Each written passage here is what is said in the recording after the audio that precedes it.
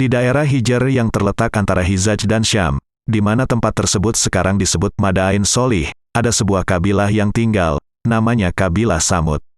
Nenek moyang mereka nasabnya sampai kepada Sam bin Nuh. Kehidupan mereka makmur, mereka memahat gunung dan menjadikannya sebagai rumah. Mereka menempati rumah itu di musim dingin untuk melindungi mereka dari hujan dan angin kencang. Mereka juga membuat istana pada tanah-tanah yang datar yang mereka tempati di musim panas. Allah Subhanahu wa Ta'ala mengaruniakan kepada mereka nikmat yang begitu banyak. Dia memberikan kepada mereka tanah yang subur, air tawar yang melimpah, kebun-kebun yang banyak, tanaman-tanaman, dan buah-buahan. Akan tetapi, mereka membalas nikmat tersebut dengan sikap ingkar. Mereka kafir kepada Allah Subhanahu wa Ta'ala dan tidak menyembahnya. Yang mereka sembah malah patung dan menjadikannya sebagai sekutu bagi Allah. Kepada patung-patung itu, mereka berdoa, mempersembahkan korban, dan memberikan sikap tadaru, perendahan diri, kepadanya. Maka Allah ingin memberi mereka hidayah dengan mengutus seorang nabi di antara mereka, yaitu Nabi Sholih, alaihi salam. Ia adalah seorang yang mulia, bertakwa dan dicintai di kalangan mereka. Mulailah Nabi Sholih, alaihi salam mengajak mereka beribadah kepada Allah Subhanahu wa Ta'ala dan meninggalkan menyembah patung-patung. Ia berkata kepada mereka, "Wahai kaumku, sembahlah Allah, sekali-kali tidak ada Tuhan yang berhak disembah bagimu selain Dia." Surat Al-A'raf 73. Tetapi kaumnya malah mengatakan, "Wahai Sholih, sesungguhnya kamu sebelum ini adalah seorang di antara kami yang kami harapkan. Apakah kamu melarang kami untuk menyembah apa yang disembah oleh bapak-bapak kami? Dan sesungguhnya kami betul-betul dalam keraguan yang menggelisahkan terhadap agama yang kamu serukan kepada kami." Surat Hud 62-63. Meskipun begitu, Nabi Sholih alaihi salam tidak membalas ejekan mereka dan tetap terus mendakwahi mereka. Beliau mengingatkan mereka dengan peristiwa yang menimpa umat-umat sebelum mereka berupa pembinasaan yang disebabkan kekafiran dan sikap keras mereka. Beliau berkata, "Dan ingatlah olehmu di waktu Allah menjadikan kamu pengganti-pengganti, yang berkuasa, setelah kaum Ad dan memberikan tempat bagimu di bumi. Kamu dirikan istana-istana di tanah-tanahnya yang datar dan kamu pahat gunung-gunungnya untuk dijadikan rumah. Maka ingatlah nikmat-nikmat Allah dan janganlah kamu merajalela di muka bumi membuat kerusakan." Surat Al-A'raf 74. Nabi Sholih alaihi salam juga mengingatkan nikmat-nikmat Allah kepada mereka. "Apakah kamu akan dibiarkan tinggal di sini, di negeri kamu ini, dengan aman, di dalam kebun-kebun serta mata air, dan tanam-tanaman dan pohon-pohon kurma yang mayangnya lembut, dan kamu pahat sebagian dari gunung-gunung untuk dijadikan rumah-rumah dengan rajin? Maka bertakwalah kepada Allah dan taatlah kepadaku, dan janganlah kamu menaati perintah orang-orang yang melewati batas, yang membuat kerusakan di muka bumi dan tidak mengadakan perbaikan." Surat Asy-Syu'ara 146-152. Selanjutnya beliau menerangkan kepada mereka jalan yang lurus, yaitu beribadah hanya beribadah kepada Allah, dan bahwa sekiranya mereka mau meminta ampun dan bertaubat kepada Allah, niscaya Allah akan mengampuni dan menerima taubat mereka. Beliau berkata, "Wahai kaumku, sembahlah Allah, sekali-kali tidak ada bagimu Tuhan yang berhak disembah selain Dia. Dia telah menciptakan kamu dari bumi dan menjadikan kamu pemakmurnya, karena itu mohonlah ampunannya, kemudian bertaubatlah kepadanya. Sesungguhnya Tuhanku sangat dekat, rahmatnya, lagi memperkenankan doa hambanya." Surat Hud 61. Maka berimanlah segolongan kaumnya yang fakir, sedangkan golongan yang kaya tetap kafir dan bersikap sombong sambil mendustakan. Mereka berkata, "Bagaimana kita akan mengikuti seorang manusia biasa di antara kita? Sesungguhnya kalau kita begitu, kita benar-benar berada dalam keadaan sesat dan gila. Apakah wahyu itu diturunkan kepadanya di antara kita? Sebenarnya dia adalah seorang yang sangat pendusta lagi sombong." Surat Al-Qamar 24-25. Ketika itu pemuka-pemuka yang menyombongkan diri di antara kaumnya berkata kepada orang-orang yang dianggap lemah yang telah beriman di antara mereka, "Tahukah kamu bahwa Salih diutus menjadi rasul oleh Tuhannya?" Maka golongan yang beriman tetap percaya dengan apa yang dibawa Nabi Sholih. Mereka berkata, "Sesungguhnya kami beriman kepada wahyu yang Sholih diutus untuk menyampaikannya." Surat Al-A'raf 75. Sedangkan orang-orang kafir tetap di atas kesesatannya dan dengan tegas mereka berkata, "Sesungguhnya kami adalah orang yang tidak percaya kepada apa yang kamu imani itu."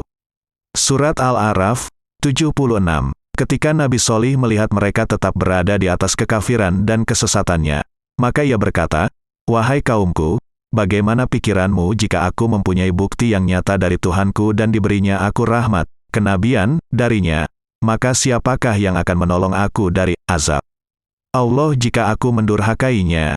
Maka kamu hanya menambah kerugian kepadaku." Surat Hud 63. Nabi Sholih ketika itu berdakwah kepada kaumnya dengan akhlak dan adab yang mulia. Beliau berdakwah kepada mereka dengan hikmah, nasihat yang baik, dan terkadang dengan berdebat pada saat dibutuhkan berdebat untuk menguatkan bahwa beribadah kepada Allah itulah yang benar dan merupakan jalan yang lurus. Akan tetapi kaumnya tetap saja berada di atas kekafiran. Bahkan mereka sampai membuat makar untuk Nabi Sholih alaihi salam agar manusia tidak ada yang beriman. Pernah suatu hari Nabi Sholih mengajak mereka beribadah kepada Allah dan menerangkan nikmat-nikmat Allah yang besar, dan bahwa nikmat tersebut harus disyukuri dan diingat. Tetapi mereka malah mengatakan kepadanya, "Kamu tidak lain hanya seorang manusia seperti kami, maka datangkanlah sesuatu mukjizat, jika kamu memang termasuk orang-orang yang benar." Surat Asy-Syu'ara 54. Maka Nabi Sholih menanyakan kepada mereka mukjizat yang mereka inginkan. Lalu mereka menunjukkan kepada sebuah batu besar yang berada di samping mereka, agar dari batu tersebut keluar onta yang bunting dan mereka sebutkan pula sifat-sifat onta yang mereka inginkan agar Sholih tidak mampu mewujudkannya. Lalu Nabi Sholih berkata kepada mereka, "Bagaimana menurut kalian, jika aku memenuhi permintaan kalian, apakah kalian mau beriman kepadaku, membenarkanku, dan beribadah kepada Allah yang telah menciptakan kalian?" Mereka menjawab, "Ya." Bahkan mereka berjanji demikian kepada Nabi Sholih. Maka Nabi Sholih berdiri dan salat, kemudian berdoa kepada Allah Subhanahu wa Ta'ala meminta agar Allah mewujudkan permintaan mereka. Setelah beberapa saat kemudian, muncullah seekor onta betina yang bunting dan besar dari batu itu sebagai bukti yang jelas dan dalil yang kuat terhadap kenabian Sholih. Maka ketika kaum Sholih melihat onta itu dengan bentuk yang menakjubkan, sebagian kaumnya beriman, tetapi kebanyakan mereka kafir dan tetap di atas kesesatannya.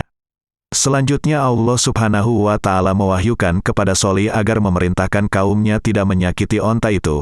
Maka Sholih berkata kepada kaumnya, "Sesungguhnya telah datang bukti yang nyata kepadamu dari Tuhanmu. Onta betina Allah ini menjadi tanda bagimu, maka biarkanlah dia makan di bumi Allah, dan janganlah kamu mengganggunya dengan gangguan apapun, yang karenanya, kamu akan ditimpa siksaan yang pedih." Surat Al-A'raf 73. Keadaan tetap terus seperti itu hingga berlalu waktu yang panjang. Ketika itu onta tersebut meminum air sumur pada hari tertentu, sedangkan mereka meminum air sumur pada hari yang lain secara bergiliran, dan pada hari ketika onta meminum air sumur sedangkan mereka tidak, maka mereka memerah susunya, lalu onta itu mengeluarkan susu yang cukup buat mereka semua. Akan tetapi setan menghasut mereka. Ia menghias kepada mereka jalan yang buruk sehingga mereka pura-pura tidak tahu peringatan Nabi Sholih kepada mereka, hingga akhirnya mereka sepakat untuk membunuh onta itu. Saat itu, jumlah orang yang sepakat untuk membunuhnya 9 orang sebagaimana difirmankan Allah Ta'ala di surat An-Naml 48. Dan di kota itu ada 9 orang laki-laki yang membuat kerusakan di muka bumi, dan mereka tidak berbuat kebaikan. Surat An-Naml 48. Selanjutnya mereka bersepakat dengan kaum mereka yang lain untuk melaksanakan niat buruk itu. Saat itu, yang bertindak langsung untuk membunuhnya adalah orang yang paling celaka di antara mereka dan paling besar kerusakannya. Ada yang mengatakan bahwa namanya adalah Qudar bin Salif. Maka pada pagi hari, kaum Sholih berkumpul di suatu tempat yang luas menunggu kehadiran onta itu untuk mewujudkan niat jahat mereka itu. Tidak lama kemudian, onta yang besar itu pun lewat. Lalu salah seorang di antara mereka maju dan memanahnya dengan panah yang tajam yang mengenai betisnya, sehingga onta itu jatuh ke tanah, maka Qudar bin Salif menusuknya dengan pedang hingga onta itu pun mati. Ketika itu Nabi Sholih, alaihi salam mengetahui perbuatan yang dilakukan kaumnya itu yang ditambah dengan sikap mengejek beliau, alaihi salam dan mengolok-oloknya dengan berkata, "Wahai Sholih, datangkanlah apa yang kamu ancamkan itu kepada kami, jika betul kamu termasuk orang-orang yang diutus Allah." Surat Al-A'raf 77. Maka Allah mewahyukan kepadanya bahwa azab akan turun menimpa kaumnya setelah berlalu 3 hari. Sholih pun berkata kepada kaumnya, "Bersukarialah kamu sekalian di rumahmu selama 3 hari. Itu adalah janji yang tidak dapat didustakan." Surat Hud 65. Meskipun mereka sudah diancam, tetapi mereka malah mendustakannya bahkan mengejek beliau. Maka ketika malam harinya segolongan orang-orang kafir dari kaum Solih berkumpul dan bermusyawarah untuk membunuh Nabi Solih agar mereka dapat bebas darinya sebagaimana mereka dapat bebas dari onta itu. Hal ini sebagaimana yang difirmankan Allah Subhanahu wa Ta'ala. Mereka berkata, "Bersumpahlah kamu dengan nama Allah, bahwa kita sungguh-sungguh akan menyerangnya dengan tiba-tiba beserta keluarganya di malam hari. Kemudian kita katakan kepada ahli warisnya, bahwa kita tidak menyaksikan kematian keluarganya itu. Dan sesungguhnya kita adalah orang-orang yang benar, dan mereka merencanakan makar dengan sungguh-sungguh dan kami merencanakan makar pula, sedang mereka tidak menyadari." Surat An-Naml, 49-50.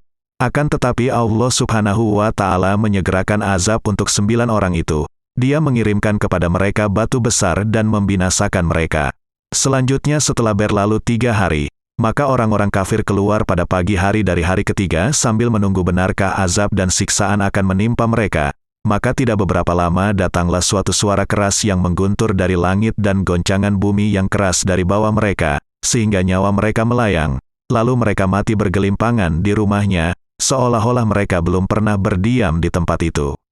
Allah Ta'ala berfirman, maka itulah rumah-rumah mereka dalam keadaan runtuh disebabkan kezaliman mereka. Sesungguhnya pada yang demikian itu, terdapat pelajaran bagi kaum yang mengetahui, dan telah kami selamatkan orang-orang yang beriman dan mereka itu selalu bertakwa. Surat An-Naml, 52-53.